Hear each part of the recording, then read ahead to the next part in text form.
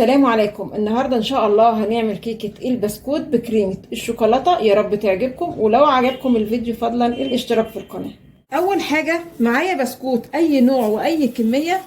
هكسر بس البسكوت تكسير عشوائي كده، ما يكونش ناعم قوي، يعني التكسير برضو يكون حتت كده صغير بالشكل ده. هنعمل بقى الكريمه. معانا كوبايتين لبن، والسكر طبعا حسب ما تحبي، معلقتين كبار نشا،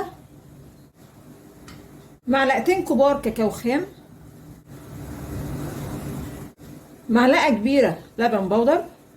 معانا هنا خطوة اختياري لو موجودة، يعني معايا معلقتين قشطة اللي هو مجمعاها من وش اللبن.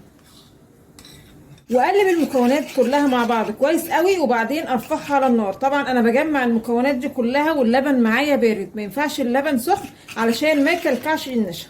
رفعت الحل على النار، هفضل اقلب بقى كده لحد النشا معانا ما يستوي. تمام كده. سمك المهلبيه او الكريمه اللي بنعملها تقل كده في التقليب، وبعد كده ظهرت الفقاعات دي، يبقى كده النشا استوى وهطفي على كده.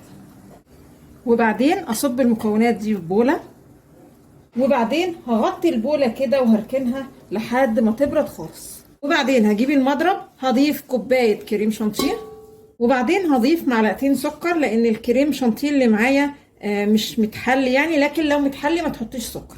كل كوبايه كريم هتاخد قصادها كوبايه ونص لبن ساقع، وكل اللبن ما كان ساقع كل ما يدي نتيجه احسن. هضربهم بقى مع بعض كويس او بالمضرب لحد ما اوصل بقى. بصوا القوام ده. هنضيف عليها بقى الكريمه اللي كنا عاملينها، وارجع اضرب بقى المكونات مع بعض كويس قوي. بعد كده هجيب صينيه وهضيف نص كميه الكريمه، وبعدين اضيف البسكوت، وبعدين اضيف باقي الكريمه بالشكل ده. هنقل الصينيه بقى التلاجة قيمه ساعتين، يكون البسكوت اتشرب الكريمه، وكمان الكريمه تكون جمدت كده مع البسكوت.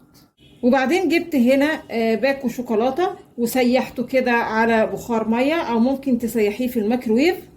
هفكه بس كده بشويه لبن. الشوكولاته واللبن اتجانسوا خالص مع بعض. بصوا ده السمك بتاعه. انا كان معايا باكو شوكولاته، حطيت عليه يعني فنجان صغير من بتوع القهوه دول لبن. طبعا اللبن كان ساقع لحد ما بيجي معانا الصوص الجميل ده. بعد ساعتين ده بقى شكل الكيكه. خرجتها من التلاجة، هنزل عليها كده بقى بالجناش الجميل ده، وبعدين هزوقها كده باي شكل بقى تحبيه. بعد ما زينتها هردها للتلاجة تاني قيمة نص ساعة. بعد ما خرجت من التلاجة تعالوا بقى نشوف ايه الاخبار. زي ما انتوا شايفين كده الكيكة غرقانة في الكريمة. عايزة اقول لكم طعمها بيبقى جميل جدا، يعني بيبقى طعمها بجد احلى من الجاتو كمان. يا رب النهاردة الفيديو يكون عجبكم، وانتظرونا ان شاء الله في فيديو جديد.